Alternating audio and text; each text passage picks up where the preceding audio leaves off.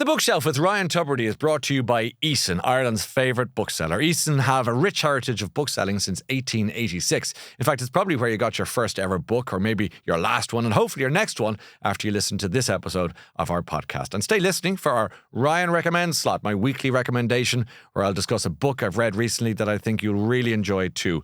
All the books we discuss on this episode of our podcast are available now in your local Eason store, or indeed order online from easons.com before 6 p.m. for same-day dispatch with free delivery when you spend over a tenner. Eason, be inspired.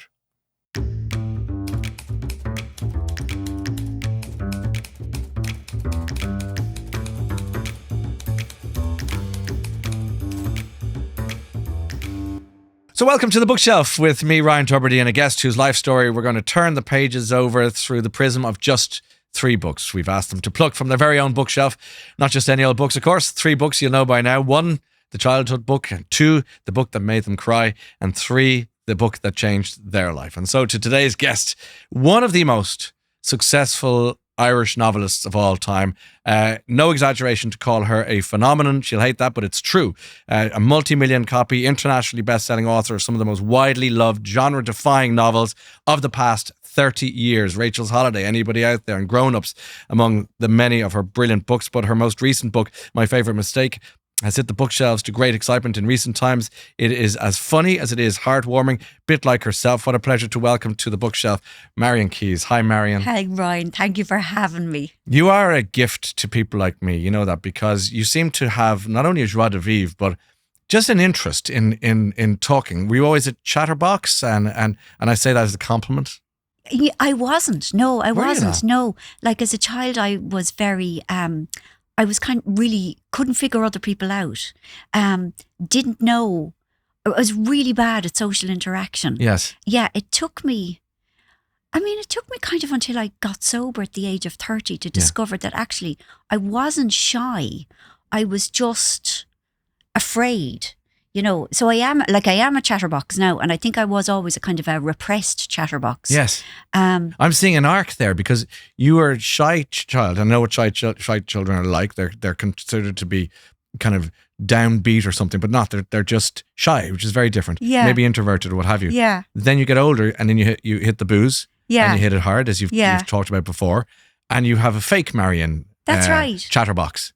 It's not the real you at all. Is that fair to say? Absolutely. And then you become sober and you say, but actually the real chatterbox was in there somewhere, masquerading. That's exactly it. Yeah, you've put it perfectly. Yeah, I didn't find out who I really was or what my characteristics or my strengths were until I stopped drinking. Isn't that amazing? Yeah, because I used alcohol to make me not shy or to make me not self-conscious. Yes. And I was really afraid if I couldn't drink anymore, that like I'd be mute and friendless for the rest of my days. And it didn't turn out like that at all. Yeah. And no doubt that probably encouraged it to keep going, because otherwise the thought of what might lie beyond the boozy frontier is too scary to consider. It's just a vast desert of nothingness. Gosh, let's go back to the young introverted Marian though, and books, and that's what we're talking about. Childhood. Were you a reader, or even more importantly, your folks or your siblings? Were you read too? How did that work? I must have been. The thing is, I'm the eldest, so there wasn't older siblings to read to me. And I know my mother told me stories that she made up. Yeah. Like it was all about telling me stuff. But I don't really have any memory of books. I have a vague thing of the Dick and Jane, John and Jane. Yeah, Is it Dick and Jane? Like the little Ladybird books. Yeah, the hard copies. Yeah.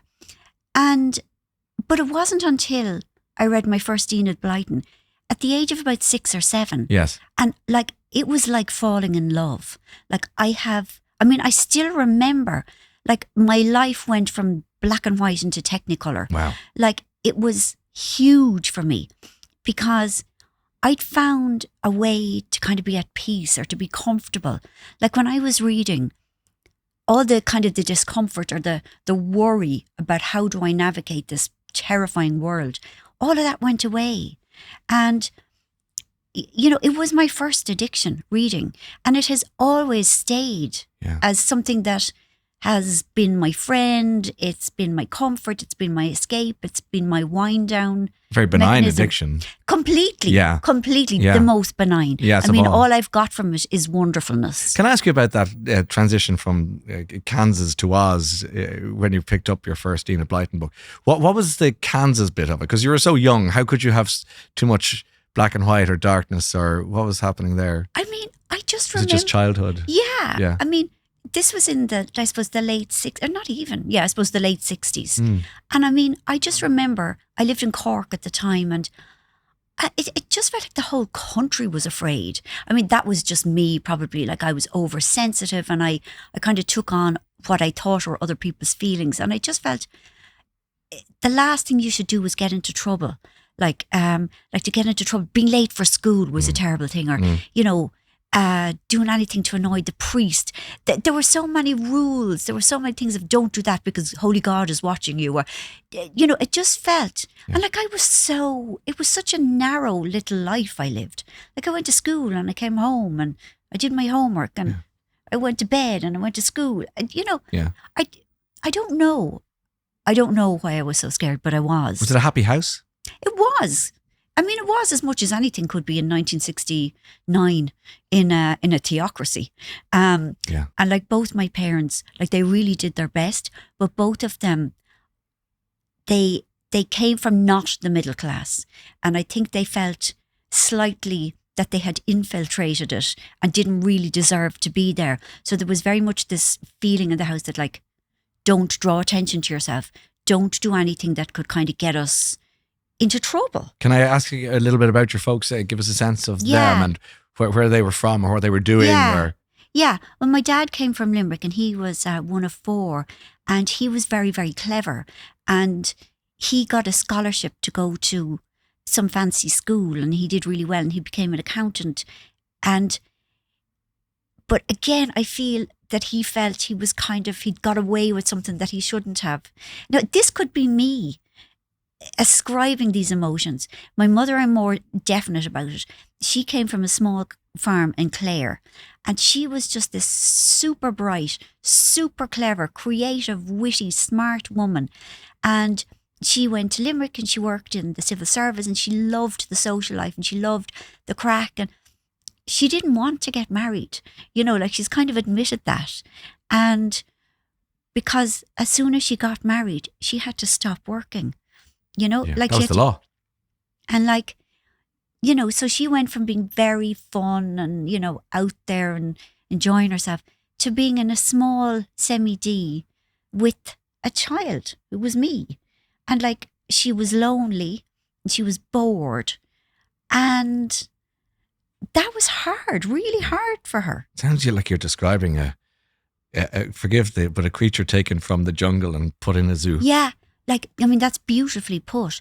And I mean, even now, I just feel for her that if she had been born in different times, she would have just, like, she dazzles. She's still the funniest person I know. You know, she's super, super sharp, except when it suits her not to be. You know, like, she's very bright. She loves fiercely. And suddenly she's in this small house with no colleagues. And there was, like, we didn't even have a phone. In the house. Again, the communication communication completely cut off. And she's there with me. And I mean, she's very conscientious. She still is. But like, it was really, really hard for her. But your dad was obviously academically, intellectually smart guy, got different lotto numbers to, say, another class, and therefore worked his way through it. Yeah. Got there and was conscious of what he was wearing maybe, or how he spoke, and all these things that happen in class-riven societies. And from what if I'm surmising correctly what you're saying, I suppose to international audience, we have to introduce the idea of notions. Yes. And not everyone will understand what we say when we say this. Whenever I'm on the radio in the UK and I have to explain what notions are, I don't know what do we have a dictionary definition of notions? Well, kind of ideas above your station. Or so-called. Yeah, yes, so-called ideas. So you arrive in with a different shirt to the one all your friends are wearing, and they're like, never go, who's got notions? Get you. Yeah, that's exactly what it's like. And or somebody gets a conservatory on the estate and they go, they've got notions now with their... yes. Look at them with their conservatory. Yeah, I mean, very much so. I mean, maybe it happens in all countries where, like, everyone is sort of on a level. Yeah. And then somebody displays, signs of wealth that you never knew they had, or even self-respect. Where did you get that self-esteem from? It's How not. dare you? How dare you? The tall poppy. Yeah, but that is it. Yeah. Maybe it's like that in every society, that it's a threat. So with that in mind, that paints a much more interesting picture for us as we head towards your first book of our conversation, because now we know why the imagination of Enid Blyton might capture the mind of a 6-year-old Marian Keyes. Yeah. Can you remember where or why you got the book? Was it a library? Was it a shop? Or did it just land on your lap? Or No, it was on a summer holiday. Oh, lovely. You know the way, maybe you don't, but on summer holidays, my dad used to buy me the Ginty annual. Ginty was a comic that didn't ever see the dizzy heights of Bunty or something like that. Yeah. But he bought me an Enid Blyton book. Great. I mean, maybe the bookseller said, she's the right age to read it. But honestly, because I've reread some of it before this, and even now, even though I know that it's very simplistic and that it's very Pollyanna-ish in its view of outcomes, that if you do the honourable thing, everything will be all right, I still found it I was interested to keep reading. Yes. I don't know why. I don't know how she did it, but she did something magical for children, like all of Enid Blyton's books. So she brings, for people who haven't read Enid Blyton books, it's considered now to be very quintessentially English, a voice that kind of defined the childhood of so many people of our vintage or thereabouts when we were kids, albeit in Ireland, strangely. You talked about a theocracy, which it was, and a very Irish theocracy with that. And yet suddenly we find ourselves in Mallory Towers or, with the famous five in Cornwall, chasing across a beach going, so which of the Blytons have you picked for your book? Oh, I've picked the twins at St. Clair's. So tell me about this book. I mean, it's about identical twins. Funnily enough, I hadn't remembered this at all. They're actually Irish. Oh. They're the O'Sullivans. And apparently they have a merry Irish lilt. Yes. Isn't it funny that I hadn't realised that at the time? Because normally, well into my teens, whenever any Irish person appeared in English media in any way, the pride. I know. But I don't remember that. But anyway, there are two spoilt little rich girls who were going to some fancy boarding school. And I don't really know what the subtext is, whether the family has kind of, Notions? No, the opposite of notions. Okay. No, something's gone wrong. Oh, I see. Yeah. They don't have the money that they used to have. So they're yanked out of the fancy school and they're sent to St. Clair's. And St. Clair's is meant to be, instead of your own bedroom, like as they had in the previous place, they have to share a dorm with 8 other girls. Slumming. And utter slumming. And that the food is horrible. And instead of playing hockey, they have to play lacrosse, which... The shame. I mean, I didn't really get why one was miles worse than the other. So they arrived with attitude, and they're swanking in thinking, we're not having any of this, St. Clair's business. We're Redwood girls. I think that was the name of the other place. And then the girls in the new place are, well, you'd want to look lively and pull your socks up, young ladies. We do things differently around here. So it's not exactly a boot camp, but they do get into trouble with their attitude of, and then, because they're twins, they play pranks on girls they don't like and they pretend to be each other and swap places. And it's jolly, isn't it? It's jolly. And it's also, I suppose, it's slightly redemptive, because it's about them changing their attitudes from their snobby, missing their fancy life where they used to get excellent tuck boxes in the other place. And now they're on reduced rations. And hey, the people here are nice. Yeah. They're nice. Even these people are nice. Even these people, even these poorer people. They're not as rich as we're used to, and... There are the other 8 girls in the dorm, and we have to play this. The French teacher's mean to us and said we didn't learn enough French at our previous school, which was an excellent school. Yes. And it's all so peril-free. Yeah. Was that what part of the charm for you as a youngster? No, it was the otherworldness of it. It was the idea, because I hated school, because that's what normal people hate, going to school. That's my experience anyway. But they loved it, and I love the idea of I don't know, boarding school Yes. and matron and midnight feasts, Yes. pillow fights. Yes. And like, it was just so exotic. Yeah. Yeah. And going off on the train and getting the famed ginger ale. Like, it was just so different to what I was used to. And I did like that they went on this arc where they became nicer. Yes. So as that's the redemption you talk about. Yeah. And was that a gateway drug for you then? Totally. Would That's you the like very to thing. Talk to me about that.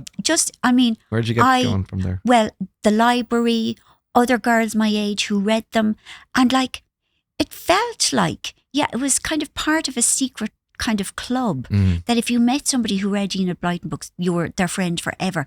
And the swapping of books and the excitement of being given a new one or having enough money to buy a new one or getting a new one in the library, and, you know, moving from St. Clair's to Malbury Towers and then to the famous 5. Then there was some sort of 7. Secret 7. The Secret 7. That was my crowd. Thank you. Yeah, I love Secret 7. Yeah. And then all of those solving their crimes down on on the rocks, the cliffs of Cornwall. That's right. And seeing submarines. I have a vague memory of, one of them seeing a submarine with the German insignia. Yeah. And we must tell the blah blah blahs, the coast guards. Yes. And it was just terribly exciting. And then there was the food, I suppose, which was really nice. There was a lot of talk of ices, which I took to mean ice cream, and cake and jam. Yeah, I wasn't so excited about the jam. I couldn't understand why anyone would be excited about jam. But I suppose she was writing these during wartime. Yes. So rationing was there, and jam was a big deal. Yeah, it might as well be caviar. Yeah, exactly. Because for me it was still about Cadbury's, dairy milk. Yeah, of course. Like that's what I would want. So escape. You got this lovely escape and fantasy, and I can sense. Oh, I can imagine you as being 6, 7, 8, 9, and here's another one. And these books, like all books, are portals, aren't they? But for a child, there's something even shinier about the portal. Like, it was one of the nicest things that had ever happened to me. Yes. Like, it was kind of the saving of me, because I was able to be at ease. And it kind of helped me get through the rest of my time, because I knew I had this place to escape to. When I got the chance. Yes. I could go to school and I could walk home from school, and I thought it'll be all right, because in a while I'll get, I'll go into my happy place. You'll have your safe place to be. Yeah. And it remained that way always. What a great choice. Love that. Thank you. How are you on libraries? Are you a big library, were you a big library goer when you were little? Completely. Where was your local library? Well, I lived in Cork. So it was... Yeah, it was the library in Cork City. Then I moved to Dublin when I was 11. And actually at that stage, I'd gone through a weird time in that, like, obviously the Enid Blytons weren't cutting it for me anymore. Yeah. And that was a real shocker. Like, to fall out of love with something that had served me for so long. And I couldn't find anything else, because it's dawned on me that there are huge gaps in my reading, in my childhood reading, whatever you would call it, experience. Yeah. Like, I haven't read the Lion, the Witch and the Wardrobe. I haven't read The Magic Faraway Tree or Swallows and Amazons, and I don't know why. I mean, I have this awful feeling that, like, there was a lot of censorship. Yes. Maybe. Isn't The Lion, the Witch and the Wardrobe a sort of a Christian book? They suggested it was. And it'd be the wrong Christian book for the Irish ones. Yeah, like, quite sincerely. Yes. It could easily have been barred. Yes. Sorry, we're not having that un-Catholic Christianity. Yeah. There's only one kind of Christianity for us lads. And so I remember having this kind of terrible gap around the age of 11. And I'd moved to Dublin. Dún Laoghaire Library was my library, and there was a children's library and there was an adults library. Yeah. And the children's library had nothing that I wanted to read, and then the adults library was really daunting. And again, there was nothing I wanted to read. You were transitioning, weren't you? I was transitioning. I was a tweenie. Yeah. But then my parents joined this thing. I think it was the Reader's Digest book club, and so I think every month 3 books would arrive, and they always seemed to be like American modern classics. And there's this real random selection, like Gone with the Wind and Catch-22 and in cold blood. And Wow. yeah, so I read them all. Did you? Yeah. What a great sweep of I would have read influences. the phone book. Like, Yeah. I mean, So you were addicted to reading. I was, yeah. Let's talk about the next book, shall we? Because Okay. I'm just curious to know now that you've brought us. I love that you've brought us to those books that were bringing you out of the childhood and that horrible feeling at the end of childhood where it's almost like somebody presses a button and says, you don't like those sweets anymore. Yes. And you go, what? Yeah. Yes. Now, thankfully, for those of us immature enough, we can keep eating sweets. Yes, and, forever. And you can Yeah. keep reading, The Lion, the Witch, and the Wardrobe if you want to. Yeah. That's the beauty of it. But I'm going to go for the book that changed your life because I'm curious to know what book could have such an impact on somebody as prolific as you, somebody as eloquent and literary as you. I'm fascinated to know where we're going to go next. Okay. The And book why? that changed my life was Down and Out in Paris and London by George Orwell. And I read it when I was a soody 15-year-old or 16-year-old. Oh, so we're just out of your childhood now. Oh, Yeah. but talk about notions at that stage. I mean, I was really quite judgy. And, I was one of those, how would you call it? What judge you? Who were you judging and why? Were you a cool cat? Like, were you? I wasn't. No, I wasn't. What were you? What tribe did you belong to? Would you say? Goths didn't really exist then, but I was a proto-goth. And I was a kind of an intellectual goth. Okay. Yeah, and I hung around with other people who were also intellectual goths. And we had vague, ill-formed notions about, the terrors of capitalism, and we really need to be, we need to be like sharing our resources and everyone is equal. And yeah. You were like a fun-sized communist.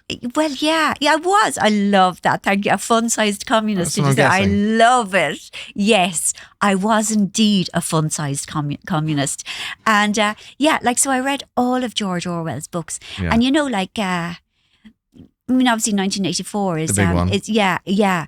And who wrote Watership Down? Richard Adams. Yeah, I loved that as well. Yeah. Doesn't that have a political message or am I Apparently so, but I don't know what it is. I couldn't tell you off the cuff. But I was going to ask you about the Orwell choice that you didn't go for the obvious one, which of course is 1984. So give us the blurb, if you will, on this book and why this might be, and then tell us why it was attractive to you as a fun size. Yeah. Okay, it's a memoir. It's not a novel. Yes. And it's about, he worked in Burma for like 3 years. And on his way back from Burma, he stopped off in Paris. And he worked and lived there, kind of supporting himself through teaching English. And he had very little money to begin with. And then his money got stolen. And then he was literally without any pennies. Yeah, or centimes or whatever they called it. Yes. And he writes. So it's funny because I reread some of it because of this. And it is so brutal. It is so painful.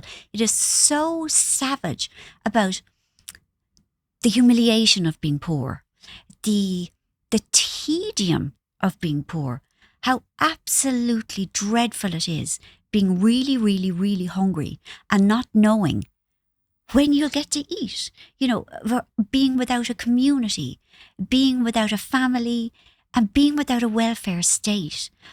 And it affected me very much because it's fact. It's not fictionalized. Yeah, hugely different take on the brain when you're reading a book like that. Yeah. And he wrote about the work that he did as a plongeur in a Paris hotel. And the brutality of the work, like they worked 13-hour days doing incredibly exhausting physical work. You could be describing today.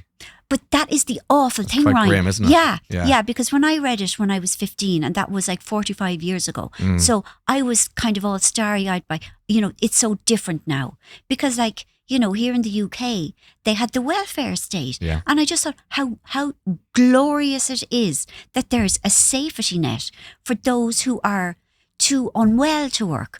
Or, and it showed me that poverty has nothing to do with being at fault. Yes. That poverty is generational or it's down to bad luck. And can happen to you. Really quick. Yeah. Like really, really quick. Yeah. And that none of us are exempt, but that those who are supported by lots of things, by a good education, by connections, by a family, by, a tight friendship group, Yes. by having the right accent and all of that, that they don't understand what it's like to be that lacking in absolutely everything. It just opened my eyes to a sense of responsibility, that like we can't say that everybody needs to just get up and work hard and they'll be fine, and that we all have the same 24 hours in the day, that the world is not equal, What did Norman Tebbit say? Get on your bike and go to work. These people didn't have a bike, didn't have a wheel. Some of them didn't have a foot, like quite literally. Yeah. So go back, if can I say to Marian, to your group. You were joking about your group of friends, and as you say, the proto-goths. Yeah. And you were saying, everyone must be equal, and validly aspirational things. It's not a bad thing to say. Where did this book bring you in that version of you, that point in your life? I wonder, why did it change your life? It made me a social democrat. Like, it made me very much a believer in the welfare state. It made me see obviously the value of capitalism, but that it's got to be tempered by a communality, that we have to live as a community. And as a community, we are obliged morally to take care of our weaker members and to never think that we won't be one of them. Yeah. It awakened me politically, and that has never changed for me. It's funny as you speak, I'm thinking of Shuggie Bain, and I'm thinking of Demon Copperhead, and I'm thinking of Poor, which is a book that the Irish author wrote recently.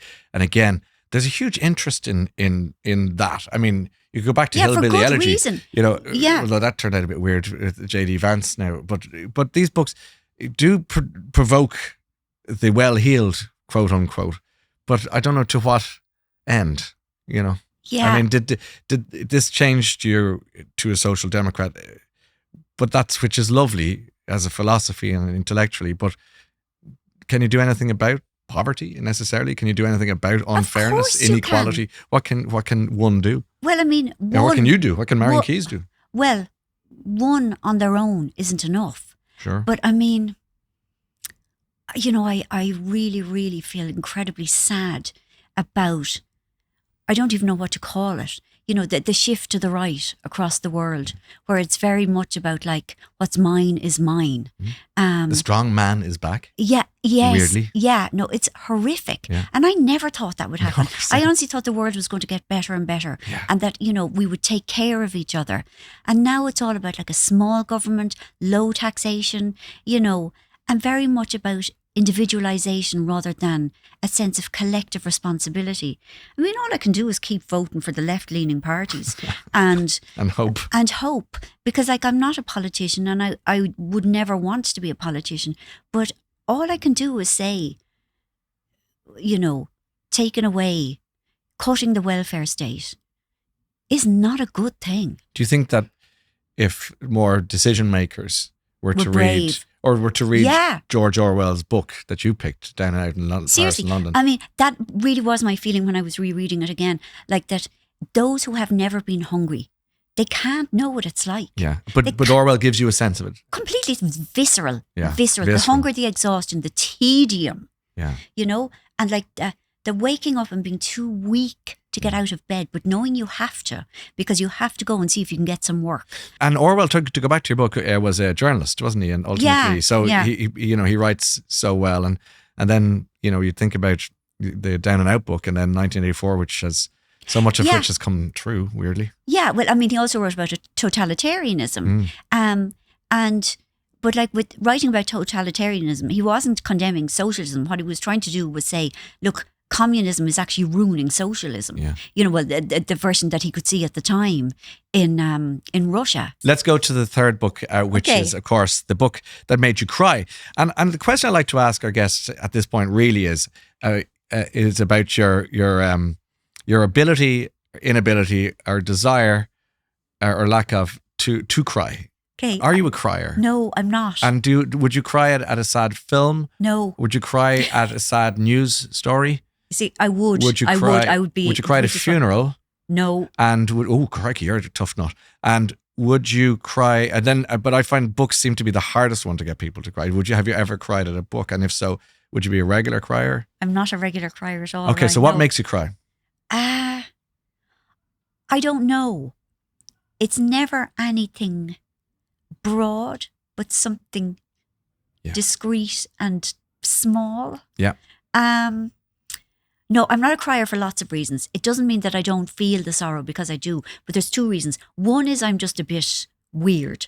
Secondly, I'm on antidepressants that it's like they've put a seal across the top of my emotions. And I'm on a low dose, but still, one of the kind of the side effects is that I can't cry. Not often.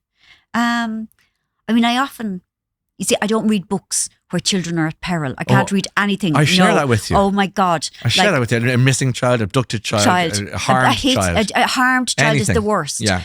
Like I have to go to hospital in an ambulance and be sedated for a month. I wouldn't be far behind you. What is that? I don't know what that is. I don't know. It's obvious. It's obvious. Yeah, it's kids. it is. Let's face it. We know what it is. Okay. Exactly. So that's one. Yeah.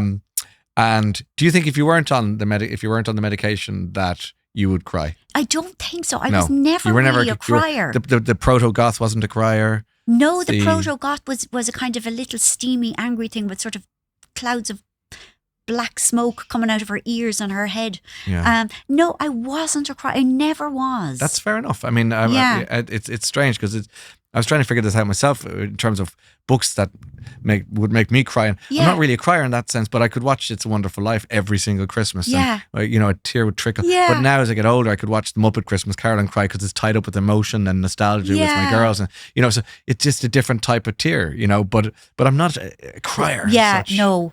That sort of convulsive. No, me either. So is this a hard question for you to answer then, the book that made you cry? Or? I mean, I had this and another one, both made me cry. Oh, so they did crack. They did. Yeah. I'll tell you about the other one first. Why not? Right. It isn't even out yet. It's by a writer called Francesca Segal, and it's called Welcome to Glorious Tuga. And it's about this island, somewhere in a remote island in the South Atlantic. It's imaginary, but it's a colony of Britain. And this woman goes from England to study tortoises, I think. And while she's there, it's poor. While she's there, she sees a mother saying goodbye to her little girl because the mother is going overseas for a year to work. And that made me cry. Wow. The way she wrote it just made me. I mean, it happens so much in the world that mothers do have to leave their children, especially they come from the developing world to Europe or wherever. But something about the way it was written I don't know, it pierced me, made me think of me and my mother. Yeah.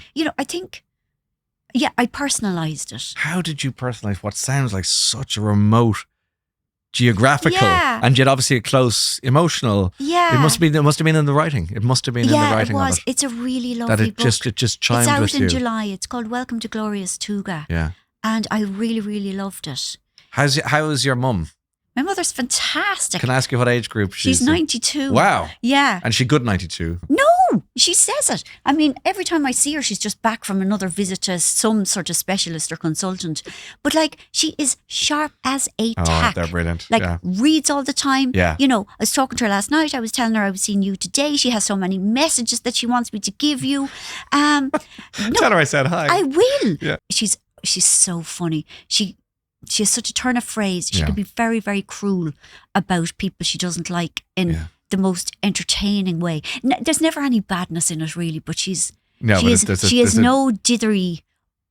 Yeah. Apart from physically. That's okay. Yeah. Is there a lot of your mum in you? Is huge amount. Just the vivaciousness, the storytelling, the story, and the kind of the ability to kind of sum people up quickly. I learned an awful lot from her. Yeah. With words. What did you get from your dad? Can I ask you? I got a work ethic. Wow. Strong work ethic. Yeah. I was going to say kind of to be cautious with money. But I'm very black and white about things. I go through spells of extreme caution and returning every online purchase. And then I go a bit wild and then there's no caution. But then I'm cautious again for a while. but then the not cautious bits really cancel out. They like overwhelm the cautious bits. You're all in. I'm kind of terrible with money, really, but I pretend I'm not. Let's talk about this third book, because Alright, you it gave made us me a cry. preview of a book that you might have picked, but you didn't. A book that made you cry. And you've gone with another great writer, a fellow kind of contemporary, maybe. Yes. Do you want to tell us who this is? Yeah, it's Jojo Moyes, and it's Me Before You. And I don't think I have ever cried as much with Well, the tell book. us the story of the book anyway. All right. So it starts, and it's it's very relatable. It's contemporary. It's a young woman, 26, living in a town that isn't London, coming from a fairly working class family. Money is tight, and she gets a job working as a carer in the posh house, where the son, Will, who is 34, is a quadriplegic. Yeah. And he is in a wheelchair, and he had been really active, like just one of these like super high achievers, like fabulous job, very active, like skiing and all of those things. And he's had an accident, and his life has become very, very reduced, and he wants to die. He wants to go to Switzerland and go to Dignitas. Mm-hmm. And this was such an interesting book because, it's presented initially as, well, first of all, sort of an enemies to lovers sort of love story. It's also contemporary fiction, and this character Lou is this amazingly relatable character, and she comes from like a really lovely family, and she has this fool of a boyfriend who is so obviously undeserving of her. Mm-hmm. And so herself and your man Will get off to a rocky start, and she doesn't come back, and then she's persuaded to come back. And basically the long and the short of it is that they fall in love. Wow. And, and she ditches your man, the unworthy boyfriend. And she thinks that because they've fallen in love, that Will has lost his desire to end his life. And they go on holiday together to Mauritius. And there he says, like, even though he loves her, he doesn't want to be on this earth in these circumstances. In this body. God, Lord. And so she's devastated the way you would be. And see, this is such an interesting, it's such a subversive book, I think. Yes, very. So they split up, and then his mother is quite controlling, and, she was the one that brought Lou in the first place to try and kind of, give him reasons to live. Mm-hmm. And she rings and says that they're going to Switzerland, they're going to Dignitas, and she needs Lou to come. And at that point, I was sure that she was going to persuade him to stay. And she doesn't. Gosh. He dies. Gosh. And the incredible genius of this book is that I didn't feel hoodwinked or cheated out of my happy ending. Do you know what I mean? Yes. Like, her characterization, her writing this is so excellent and so immersive that I completely saw it from his side. I saw it from Lou's side, and he dies. And like that, no, I really did have to go to hospital. Almost. You would drive yourself in the ambulance. Yeah, exactly. Yeah. What point of that story did you find the tears most falling? When he went through with it. When you just went, your jaw dropped moment. Seriously? Yeah. Seriously? Yeah. Seriously? Yeah. Because I think you see, Jojo Moyes she is such a great writer because she's courageous. Like, that was a really, really brave thing to do in a popular fiction novel, where we are, and I mean, it's something I do in my own writing. Like, I cannot provide a downbeat ending. I'm incapable for myself. But you don't shy away. I don't shy away from confronting darkness. sadness or darkness or horrible dilemmas or horrible boyfriends or, but I would never have had the courage to do what she did here. Yeah. And I think it was a big leap, wasn't it? Yeah. Yeah. And it bizarrely, it works. Even though it's really, really, really sad, I understood it. This is a question not to do with the sadness of the book, because you've described that perfectly. Yeah. But if someone's listening to the show and are going, I was going to read that, now I know he dies, does that matter? Have you know, by giving away at the ending? No, Or is it just such a beautiful book, it doesn't really matter? You knew it was going that way anyway, sort of thing. Yeah, but to be honest, no, I didn't. You know, I mean, I was starry-eyed. I thought that the power of love, the love of a good woman, it'll all be okay. And then it wasn't. And, you know, and the breath went from me. And then I thought, okay, fair play. This is realism. Yes. You know, this is about somebody who, they just couldn't bear it. And, you know, and she got some flack for writing this. You know, she was called ableist. I didn't even know what the term was. Right. And but you know what? Where there's a book, there's flack. Absolutely. At this stage, you know, so I don't think anyone sets out to be offensive necessarily in this way. No, not at all. But, and like, it happens. Yeah. And like, I don't think there would be anyone listening who doesn't know what happened or who hasn't read it, because everyone in the whole world has read it. And I mean, and a movie has been made of it. And it is such a loved book. What an impact. Oh, I mean, Yep. It was huge. It knocked your socks off. It did. It's called Jojo Moyes. It's called Me Before You. Sorry, by Jojo Moyes. Wow, gosh, you brought me on that particular odyssey, I have to say. And okay, we're heading towards the end of our conversation. And the last question I have for you, Marian Keyes, is to give us the name of the autobiography you have yet to write. So how do you feel about this question? Mortified. Why? I mean, my God. It's so... I don't even know how to answer that. I mean, I don't even know how to tell you why I'm mortified.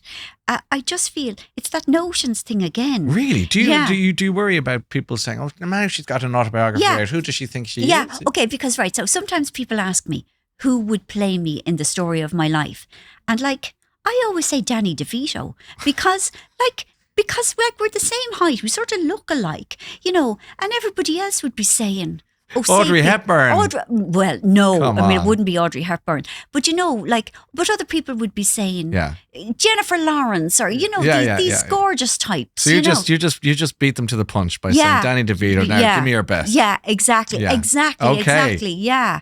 Because, and so it's the same sort of thing. Is it? Look, you know, when you think of the millions of copies of books that you've sold and the success that you've had, and you are so well got in the industry, I can tell you that without plumos and without fakery, you are just beloved. That's the way it is.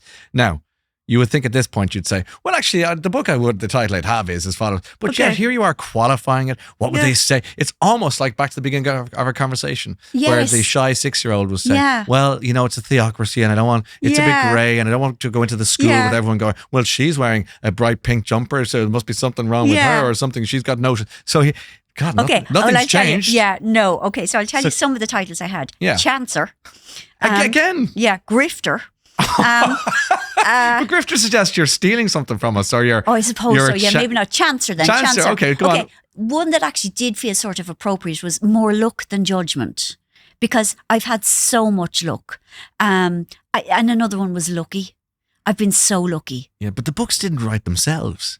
You know, you weren't lucky to write great books. You're so nice, Ryan. So I just think, like, if you were my daughter, I'd be saying, well, wait a minute, you know, I don't know if I'm not so sure about this. I'd say, just say thank you for the compliment. Don't say, all right then, thank you for the compliment. Yeah, but now we need a book that's probably fairer to who you are and what you've achieved, rather than a sort of self-flagellating.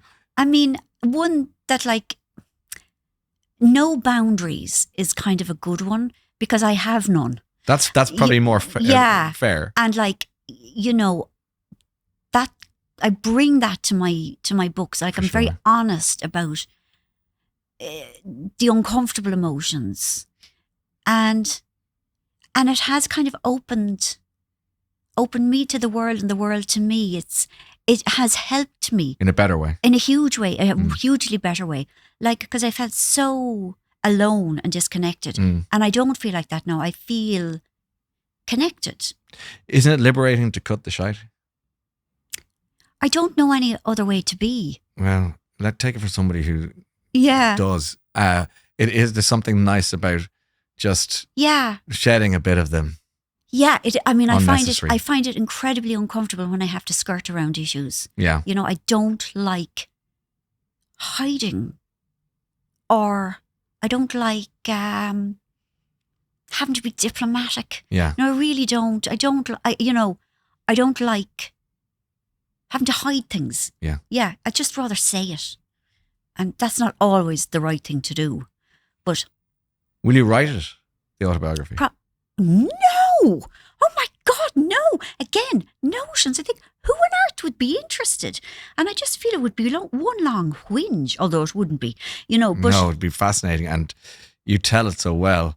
So, No Boundaries by Marian Keyes will be available in all good bookshops. I don't think it will be, Ryan, but thank you. In 2028. Well, it won't. I've really enjoyed our conversation. It's been fabulous. Thanks for taking the time to come in and see us. I have loved it. Yeah, really same here. loved it. Loved your choice of books, loved your company, and I look forward to seeing you soon. Thank you, Ryan. Thank you so much. So here's this week's Ryan Recommends, brought to you by Eason, Ireland's favourite bookseller. I'm going with Snow by John Banville. John Banville writes and has written as Benjamin Black, but now he's just calling him who he is. And he did the Quirk mysteries, which I thought were tremendous. But Inspector Strafford is a really interesting guy. He's a Protestant member of the Irish police force in a very Catholic mid-20th century Ireland. This is a kind of standard crime story, procedural, if you like, but it's peppered with Banville's beautiful English and loads of mischief in it. It's dark, it's nasty, but there's a humour that is straight out of left of field that I really, really like. And if you like this, you're going to go right back into his back catalogue as Benjamin Black, or indeed find the other Strafford mysteries, because they will not disappoint. Go for it. And this book, and indeed all the books we discuss on this episode of our podcast, are available now in your local Eason store, or you can order them online from easons.com before 6 p.m. for same-day dispatch with free delivery when you spend over a tenner. Eason, be inspired.